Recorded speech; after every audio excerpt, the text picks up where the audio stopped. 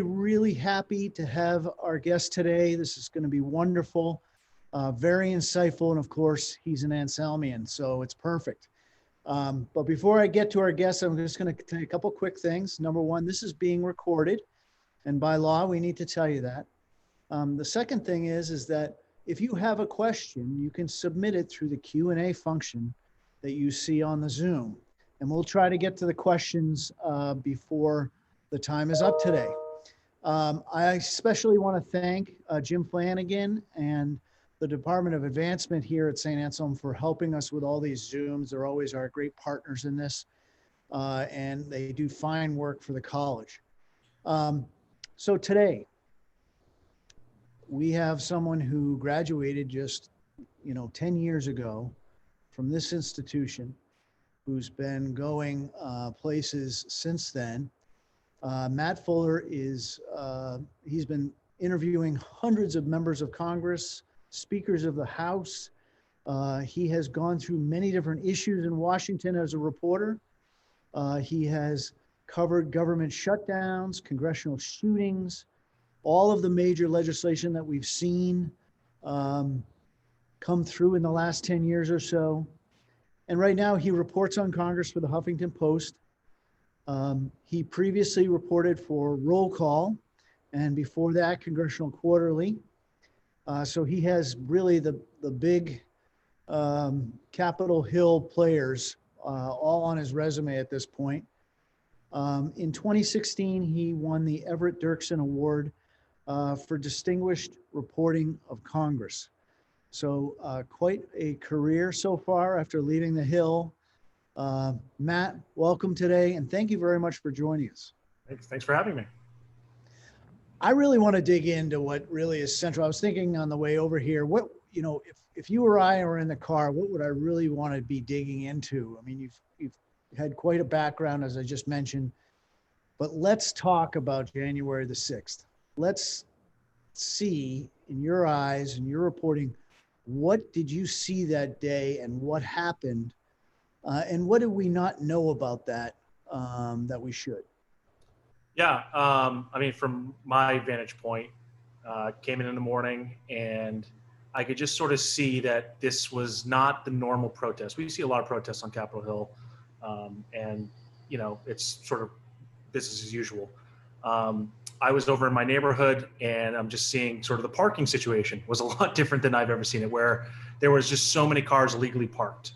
And that was like the first clue, because it was like, these people don't really care about getting tickets or getting towed.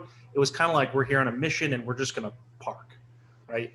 So coming in, I'm kind of chatting with people here and there, and they're actually asking me, like, am I going to get ticketed here? And it's like, yeah, you're going to get ticketed. Like, you might not get towed. But I'm walking to the Capitol, and you could just sort of feel a tension, I guess.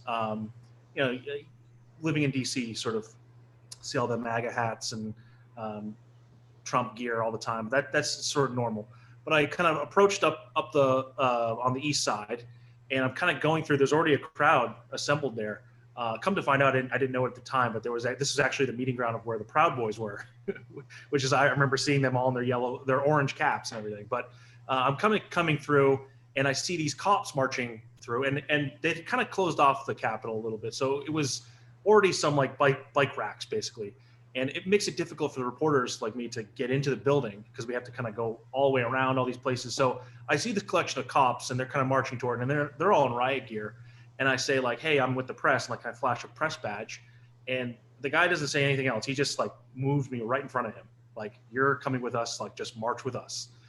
So it was clear to me at that point that they were a lot more concerned about this situation than, maybe I was. I was just sort of walking through as a member of the press. We get inside. It's sort of we knew it was going to be a busy day. I think things were supposed to start at around 1. The House came into session around noon. And very quickly, we started getting alerts on our phones about, there's a evacuation order in the Cannon House office building. If you're in the Madison building, which is sort of attached to the Capitol complex, sort of really a Library of Congress building, there's a bomb threat there. We sort of see this stuff, and it's like, okay, this could get serious. And then the president went on air, and he kind of really stirred up the base. And I think at that point, I'm kind of oblivious to really what's going on outside. Were you able to hear the president at the time? I heard a lot of it through. I listened to some of it, and then I also just sort of keeping track of it on Twitter. At some point, I was in the House chamber while he was speaking, so I wasn't actually listening to him. But I'm seeing the tweets go through, and I'm seeing the messages that are like, "Whoa, that's that's pretty provocative." That maybe not the conciliatory tone we need at this moment. But I'm in the House chamber, and it's sort of going on business as usual. They start the electoral college process, which I've personally seen happen 2 times before. Anyway, this is my 3rd time seeing it, and it's usually just a very humdrum affair. Like in 2012, I think it was like 20 minutes they did the whole thing. So that's going on, and we know it's going to be a long day. And again, we're getting these alerts, and at some point, they have they come to Arizona. Ted Cruz objects, and the Senate leaves, and they start this debate. And at that point, you kind of see staffers getting really kind of frantic, floor staffers. We also had some gallery staff who were telling us, like, hey, if you need to go to the bathroom, you probably need to do it now because they're going to lock us in the chamber very shortly. So things are kind of, staffers are moving around, and then suddenly they recess for a brief moment. This is when Nancy Pelosi gets pulled down from the chair, basically.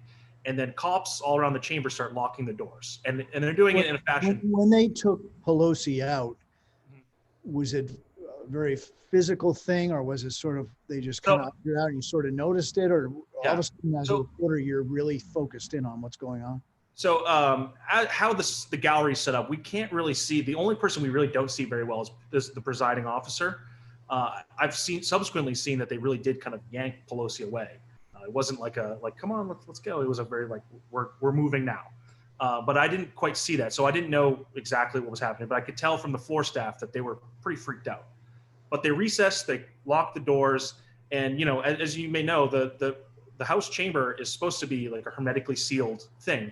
It's supposed to be that light doesn't come in from the outside, sound doesn't come in from the outside. It's the idea of it is that members could be locked in, and there could be protesters just outside the Capitol screaming and yelling, and they wouldn't know that. They're supposed to be able to be unbothered by that business.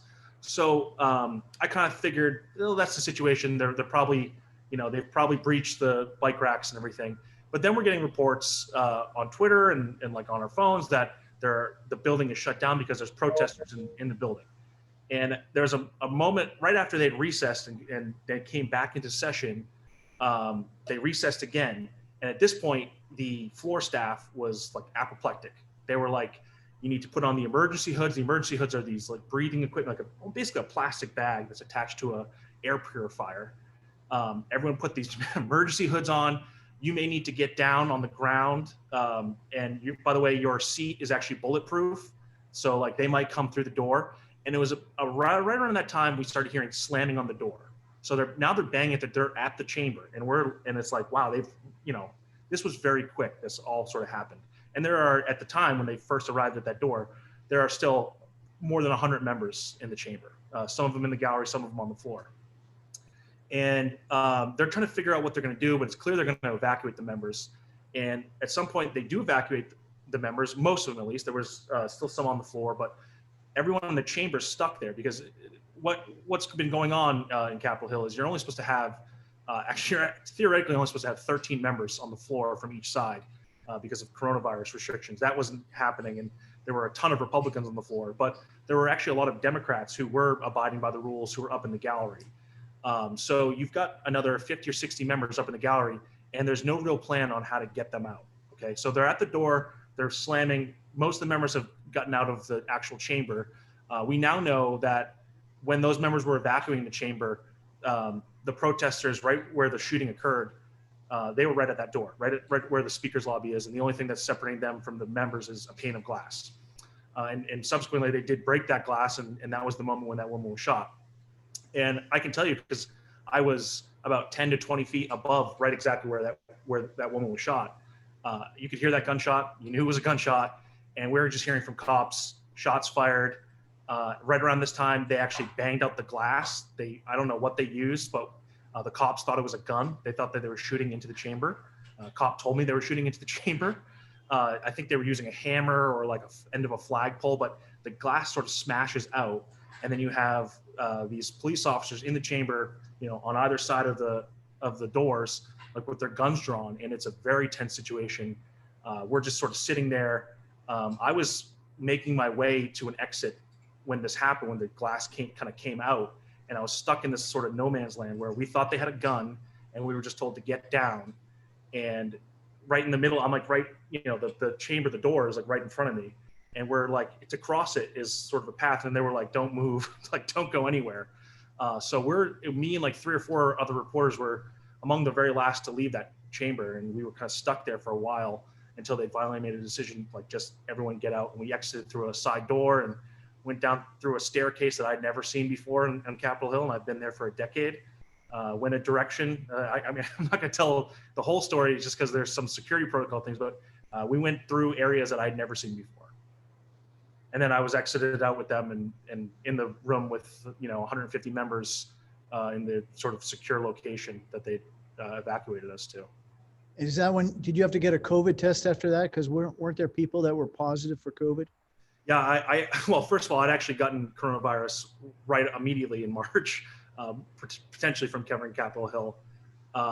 But yes, and this was a big point of contention. We were in that room for maybe 3 or 4 hours, and there was a collection of Republicans, some of whom were the most aggressive members, sort of riling up this riot, who refused to wear a mask. And the sergeant at arms was, occasionally coming on over the microphone, basically saying, I remind you, we're all in close quarters here. Everyone needs to be wearing a mask. And like the Democrats would clap and the Republicans would sort of rumble. But it was a very weird situation because, again, it's Republicans and Democrats, and the tensions were extremely high. There were a lot of Democrats there who were just mad, who were like, these are the people to blame for this. At one point during this whole thing, when they were in recess, one of the first recesses, a member, Steve Cohen, who's up in the gallery, he shouts down at the Republicans, call up Trump, call off the dogs, this is your fault. And like the whole floor went. It was a really raucous situation. The floor staff particularly was really upset that Cohen would sort of rile up this moment, because it was like, we all need to work together just to get the hell out of here. The whole thing was extremely surreal. I never thought that it could happen on Capitol Hill. Clearly, they were unprepared for the situation. It was a very dangerous situation for a lot of people. It's actually amazing that there weren't more deaths, that there weren't more injuries. This could have been potentially a horrible situation. Lawmakers could have been killed. And frankly, they were minutes, if not seconds away from a lot of the worst of this. So had there been other cases where you'd been threatened or you felt that your life was in danger in your 10-year career? Yeah, not to this extent. I've seen protests that have gotten a little unruly. I've seen threats. I've seen, like active shooter situations on Capitol Hill. You always feel like it's one person that is quickly contained or detained. This was totally different. They just were totally outnumbered. And I remember walking in kind of feeling like, wow, I hope they're prepared for this, because it's certainly like the crowds are looking already pretty big and pretty riled up. And actually one of the things I heard while I was walking through the crowd was someone saying, Donald Trump's going to come, he's going to come march on the Capitol with us. And I was like, I don't think that's going to happen. But like the fact that you think that is maybe a little bit concerning. Well, he said that too. Yeah, right. Well, I'm coming down with you. Yeah. It's just amazing. How did you write a story after that? Did you have to, you have to be disinterested when you're a reporter, but how do you write a story not knowing full well that this is one side that actually threatened you in your life? How do you write an unvarnished story at that point? And were you able to? Did you just sit right down in that room and just start typing away? Yeah, I grabbed my computer and my phone, and I did do some work while I was in that room. Certainly a lot of it was just like, my phone was getting barraged with things. I had a few tweets that really blew up. So it was kind of an incredible thing. But I think for all reporters, we all have this sense of, we're here to sort of document the story, to tell the story, and we don't want to be part of the story. Unfortunately, on January 6th, there was a feeling of, we are part of the story because, frankly, we are partly their target. There's a lot of people who are mad, who feel like we're not telling their story, who feel like we're lying to them, and I feel really bad about that. I'm sorry that people feel like I'm lying to them. I get up every day, I go to Congress, and I try to tell the truth. I try to tell the story as best and as fairly as I can. And that didn't change on January 6th. It's unfortunate too that you see a lot of Republicans who have figured out that they can sort of score political points by vilifying the media, Donald Trump in particular.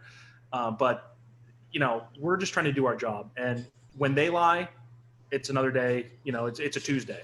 When I lie, I get fired, right? So we're all just trying to do the job as best we can and as responsibly as we can. So in all the time that you've been covering the stories, is it your perception that things are getting worse as far as your treatment of being a journalist? And also, I got a lot of questions from students saying, is it worse now as far as the partisanship than it ever has been? I mean, I guess you could put it into a number, but yeah, how bad is it? It's worse than I've ever seen. I sort of started covering Congress when the Tea Party really came into town, and I covered those guys very closely. I've covered the Freedom Caucus very closely. I know those guys very well. I have really good relationships with a lot of them. I have seen over the last 4 years, as soon as Trump was elected, I think things sort of started to change. Republicans felt like they didn't need to talk to us. They could just tell us to, screw off, and that was actually politically advantageous for them. And when that started happening, and then there was also this moment, I think, right around Brett Kavanaugh, where a lot of the Republicans who were resistant to that belief actually fully embraced it, and they felt like, you know what, you guys are all corrupt and like whatever, screw you guys.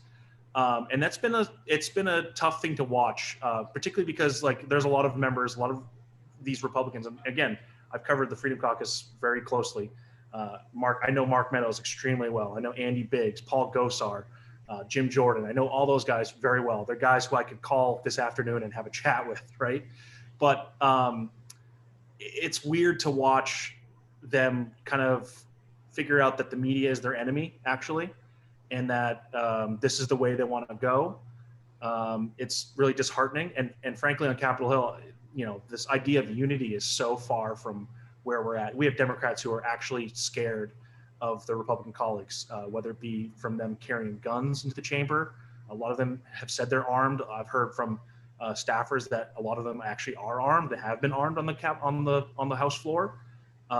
People are, quite frankly, a lot of people are terrified, and they're not exactly willing to let bygones be bygones. There was an exchange yesterday between Alexandria Ocasio-Cortez and Ted Cruz, where AOC said something like, this GameStop stuff, this has got to end. Like, I'll work with Republicans. And Ted Cruz responded like, let's do it. Like, let's put aside our differences and you and I can work on this.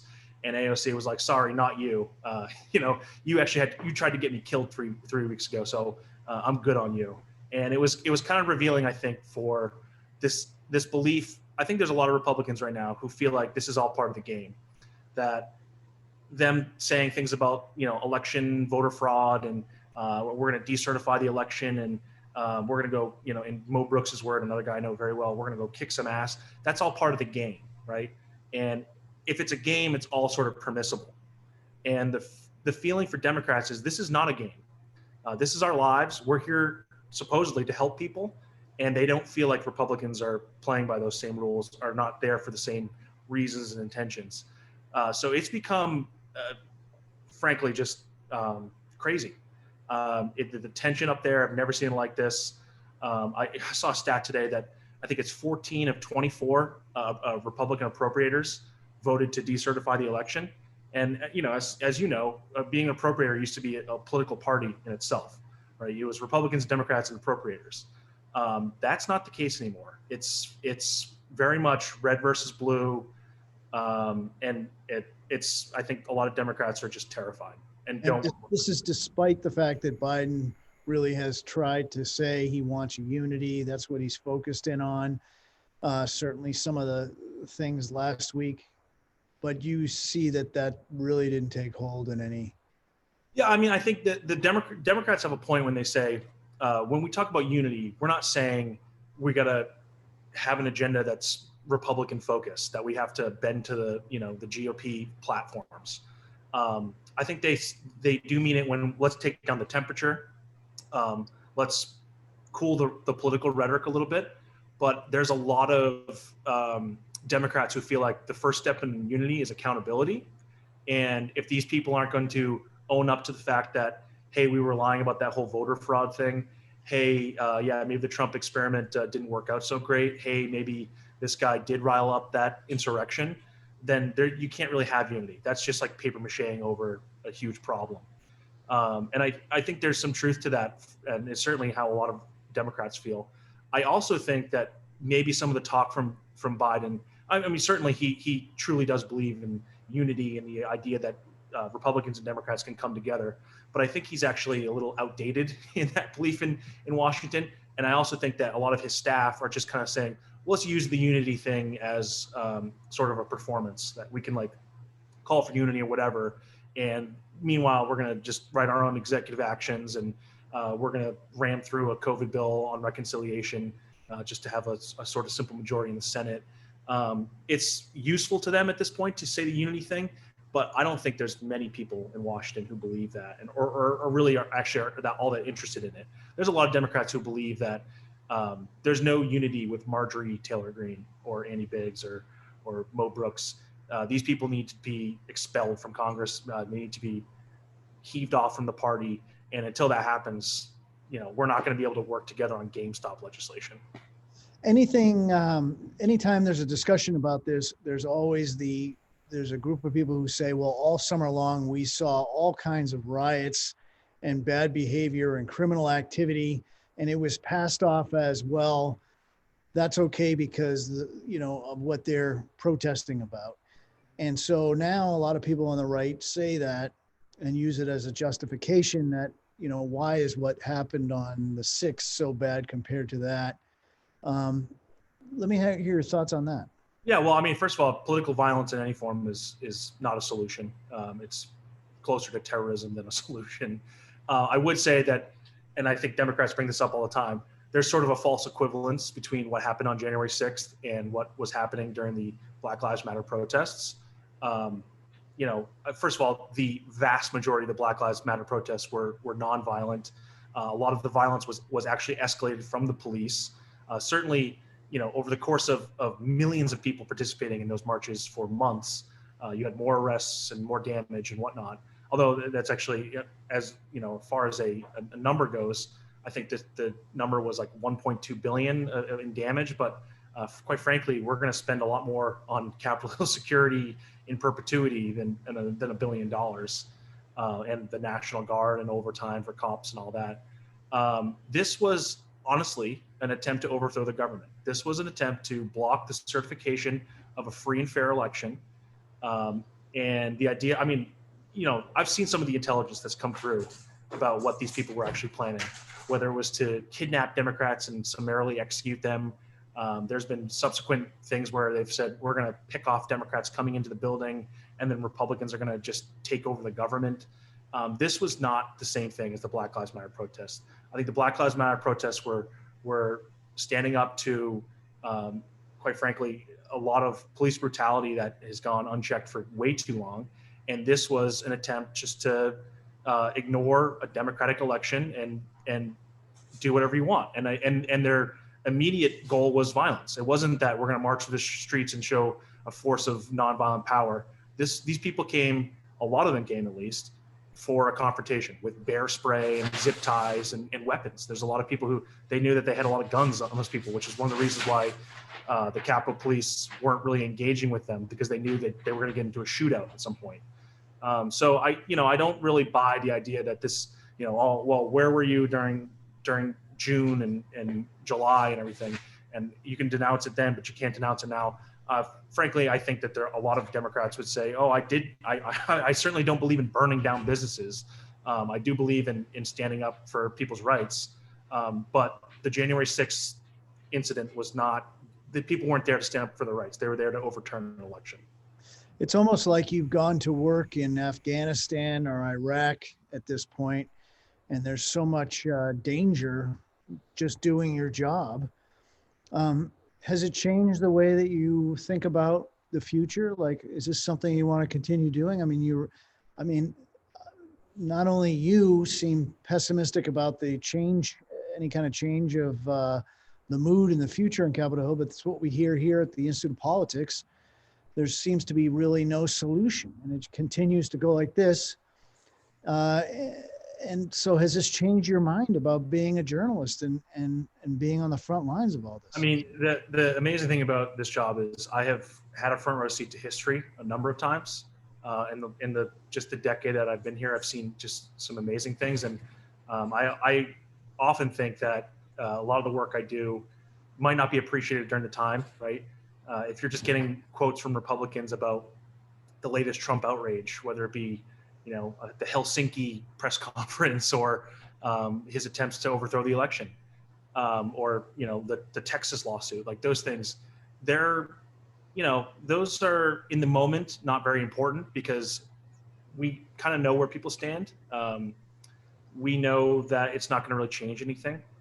But I do feel like a responsibility. There's like sort of a historical heft to this job because you're recording it for like posterity. Like I know that there are Republicans who had to answer those questions who would have never had to answer them if I hadn't been there to ask it. So, I love the job. I love Capitol Hill. I love Congress. I love covering Congress. It's the best covered institution in the world. There are more reporters up there per square inch than probably anywhere else. And the access that we have is incredible. That's really the reason why it's the best covered institution in the world, because you can go up to members of Congress and any member of Congress can make news at any moment. Um, I do fear that that might be changing soon because of the security protocol. I think that every time we have these incidents, they close off the Capitol a little bit more. It becomes a little bit more difficult to do our jobs. And that's tough. I think, we're going to have to confront that reality at some point here. But this is not a job that, I want to give up. There are moments in life where you're like, I know where I'm supposed to be. And when there's some, important vote, I know I'm supposed to be in the House gallery watching that. And that's an amazing feeling to have.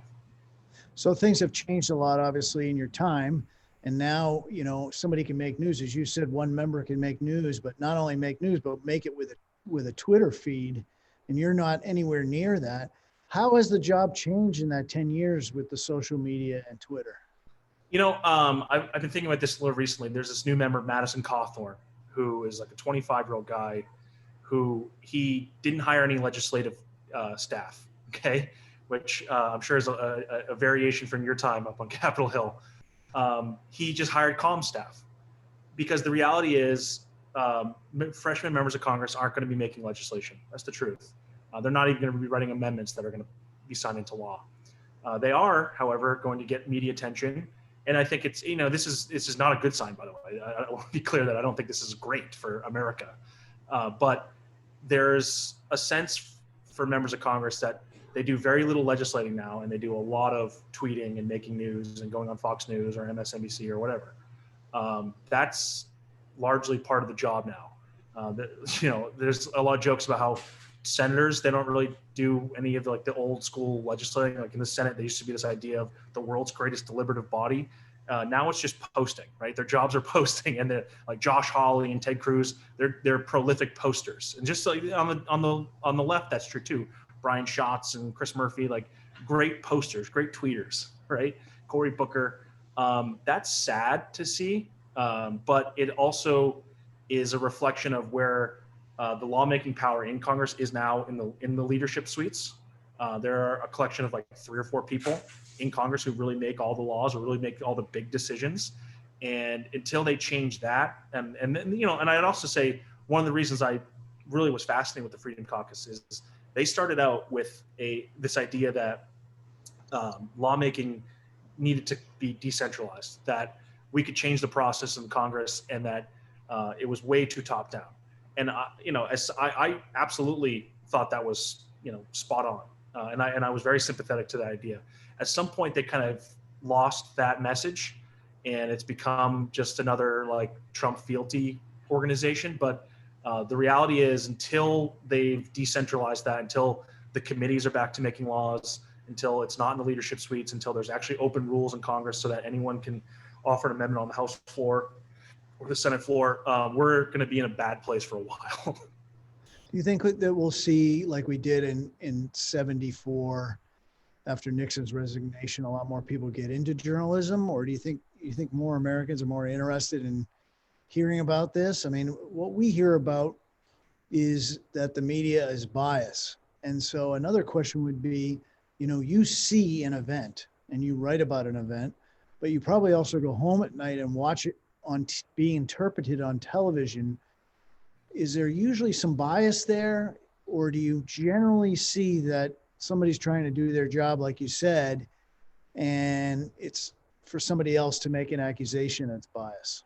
Well, look, there's bias in everything in journalism does, I want to be clear about what bias is. Bias isn't just Republican and Democrat, right? That's a very simple bias.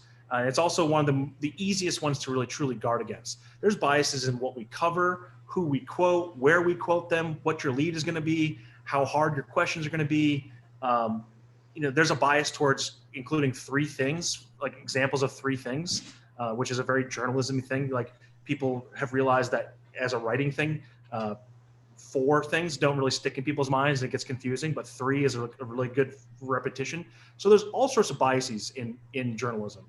The one bias that I think that we've guarded against, maybe over guarded against, is that political bias, because the idea that, like, you're right. There's a sense of reporters are just going to write, well, the Democrats said this, and well, the Republicans said that, and that's that. That's not the job of journalism. Journalism, when it's done correctly, is actually getting down to the truth of the matter, and actually sometimes offering a perspective on it. It's not just he said, she said. We are kind of arbiters there. We're actually keeping score of the whole thing. So when Andy Biggs says the election was stolen in Arizona, and Ruben Gallego, a fellow Arizona, he's a Democrat, he says no, it wasn't. Our job isn't to go, Andy Biggs says it was, and Ruben Gallego says it wasn't. Who's to say? Our job is to say, okay, he says it is, and here's the truth of the matter. It wasn't, and here's why it wasn't, and here's why his claims are fraudulent, and what is he gaining from this? What's like sort of the game theory in his mind from this? Here are his political motivations. Here's where the voters are. And unfortunately, on the Republican side, a lot of those voters, they just want to believe what they already believe. They believe that Donald Trump won the election, and they see that, well, all my friends voted for Donald Trump, and Joe Biden had 50 people at his events. We had 50,000 in Oklahoma. And they don't ever want to address the fact that, okay, well, what's underneath this, right? There was coronavirus. There's plenty of people who felt like Joe Biden should be president, over 80 million, in fact. And anytime you say, no, you're wrong, people just shut off. And we've offered them a media ecosystem where there's all these people, whether it be OAN or Newsmax or Fox News, who say, no, you're right? Or here's why you're right. And it's very comforting for those people to be assured that they are correct and that none of their beliefs are wrong. But that's not our job, right? We're not here to soothe people into believing false things because they want to. We're here to tell them sometimes hard truths. The hard truth is Donald Trump won the 2016 election. The hard truth is Joe Biden won the 2020 election. Whether you like it or not, those are facts. And we are here to convey those facts and also to report on the landscape of these things and the motivations of these actors. But we're not here just to write he said, she said. I'm going to shift gears a little bit back to your college days. And I just want to get a sense that from when you were here, did you always know that you were going to go into this field? Was this something that you loved? I know that you did an internship when you were at St. Anselm in the field. So you didn't go to Capitol Hill and work for one side or the other like a lot of people do. You went right to journalism. But tell me, is it something that you always knew that you wanted to do? So I studied politics at St. Anselm, and I thought I always wanted to maybe get into politics. I didn't really know what that meant. I didn't know if that meant I was just going to get into communications or public relations or whatever. And I did a few. Thankfully, we had. I will give St. Anselm credit on this. We had a lot of opportunities through those debates. The 2008 debate we had in early June of 2007, I believe it was. We were doing debate runner stuff for CNN. And then that next winter we had Fox News here. I actually was a debate runner for Fox News for 2 weeks, getting paid $100 a day. We had ABC here. We had those debates. And I saw that it was actually an amazing thing. And there was actually a lot of access, and it was very cool. So, and actually while I was working for Fox News, I talked to, he was a guy who was the editor at Roll Call named Mort Kondracki, who you'll remember from his days, but there's an SNL skit where he's always referred to as Morton Kondracki. But I met with Mort Kondracki. I had a very pleasant conversation with him, and that was fine. Come around to 09, or I guess this is still 08, and it's my junior year, the fall of my junior year, and I decided I wanted to go to Washington. I wanted to do a semester away from St. Anselm, that spring semester of 09, and work somewhere in Washington, do something there, because I think that's where I want to be anyway. And had a few offers from places. I talked to a number of different, I guess, lobbying shops that I could have gone to. I have this one distinct memory of talking to the Financial Services Roundtable, which is and this is, the height of the financial collapse. So this was a very interesting possibility. And I was almost ready to say yes. And I had a conversation with a guy, and I was just like, I'm not so sure. And then I got on the phone with the people at basically Roll Call. There's a team called Gallery Watch, which is sort of, at the time, it was Roll Call's version of CQ. And I just had a delightful conversation with him. We talked about Mort Kondracki and how, I had talked with him before. We talked politics for a while. And by the end of the conversation, they were like, yeah, you know what? Why don't you just come intern for us? It'd be a great experience for you. And I was like, you know what? I think I'll have a lot more fun doing that than going to, staple papers at Financial Services Roundtable. So I went with them, and I was here. I arrived in Washington almost exactly 12 years to the date. So the very beginning of Obama's presidency. And I saw on Capitol Hill, there was a lot of opportunities for me. Basically, at some point they figured out, hey, this guy can write a little bit.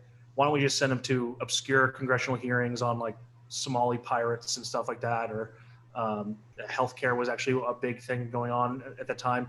So they're super hard pressed to find people. And they're just just throw the intern at a congressional hearing and let him write up a story. And I loved it. I loved the fact that you'd go in and you'd hear what these people were saying, and you'd have to break it down, and you'd have to put the puzzle together. I loved covering Congress. I loved everything that these people were saying. I thought some of these people were saying some of the smartest things I'd ever heard about Somali pirates and healthcare.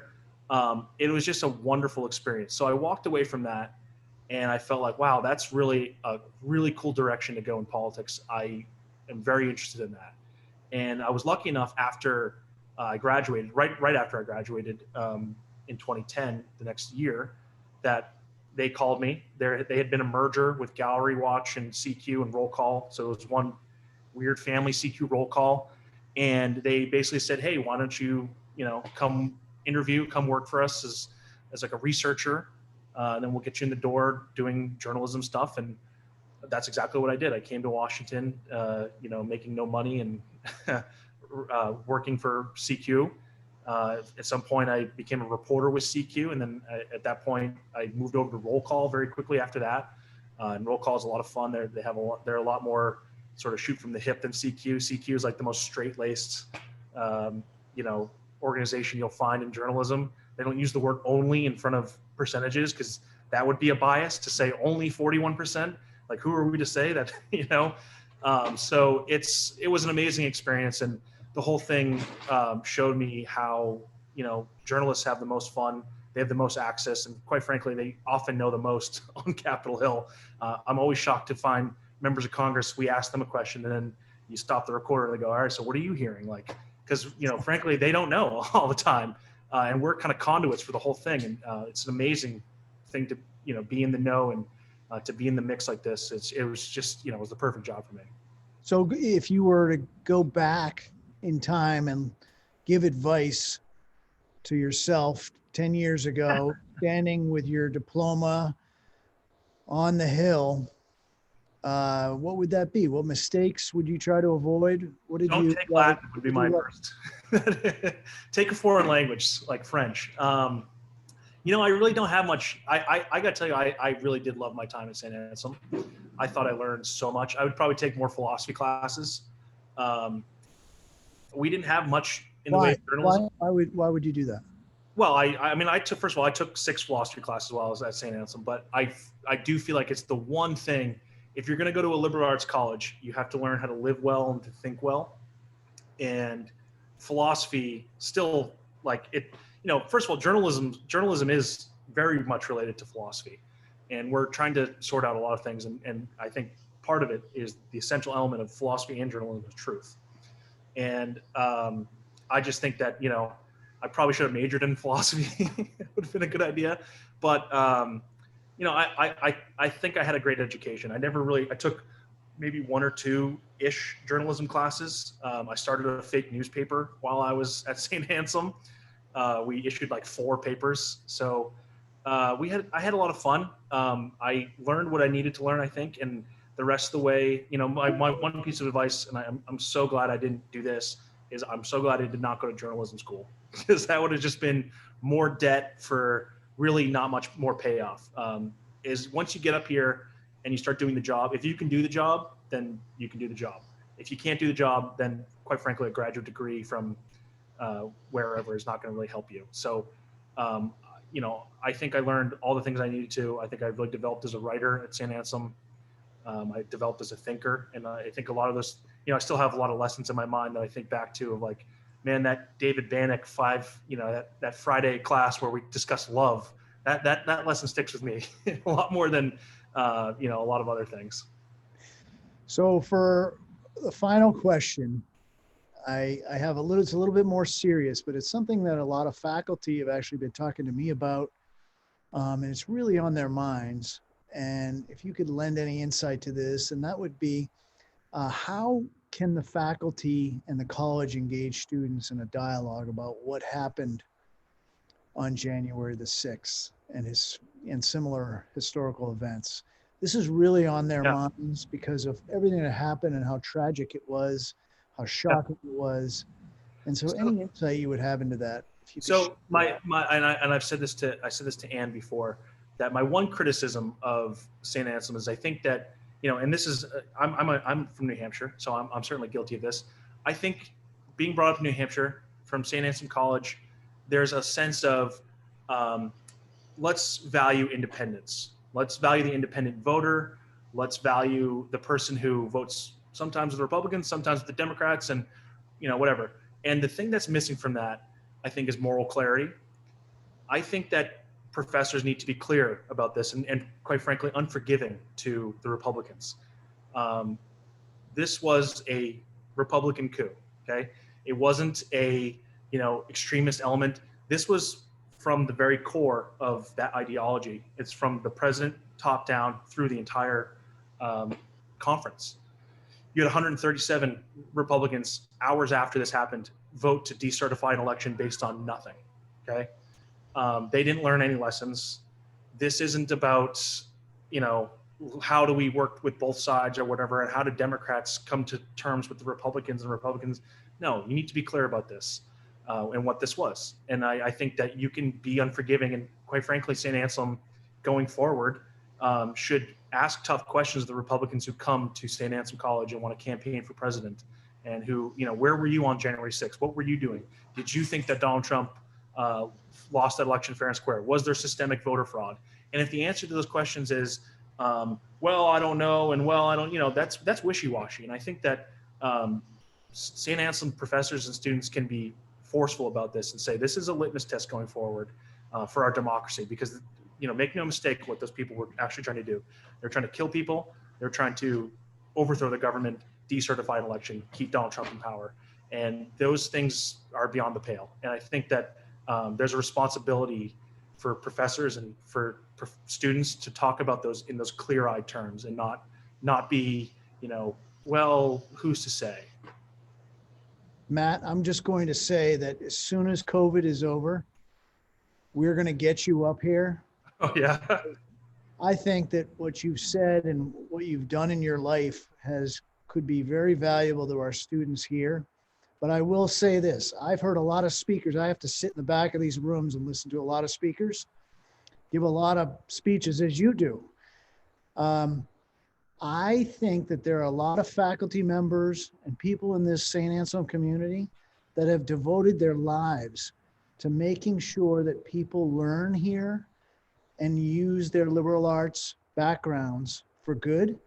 And they're sitting back watching this right now saying, we did it. And you're the clear embellishment of this college. And I can't wait to have you back, because this last hour was very revealing, and for a lot of us, a very proud moment to hear you speak.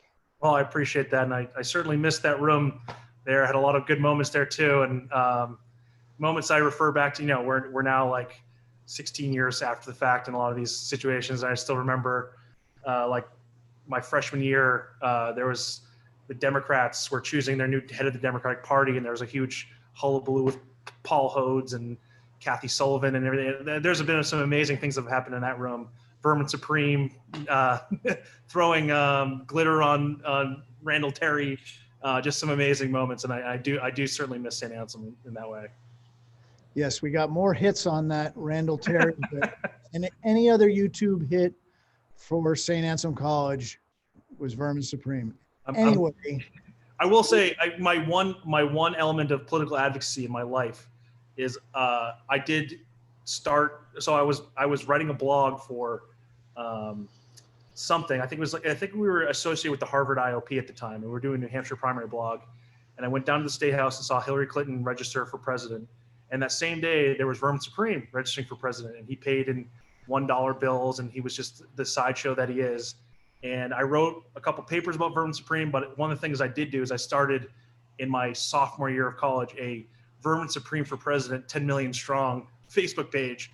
And to this day, I still get people asking to join me all the time. It's just like very awkward situation for me, but I've had many conversations with Vermin in the following decades. So it's been a real pleasure. Well, hopefully you'll avoid that in the future, but come back here. So thank you very, very much for your time. It's been a real pleasure, and I hope to see you here right after we all get the shot. All right. Sounds good. Thank you, Matt. Thanks.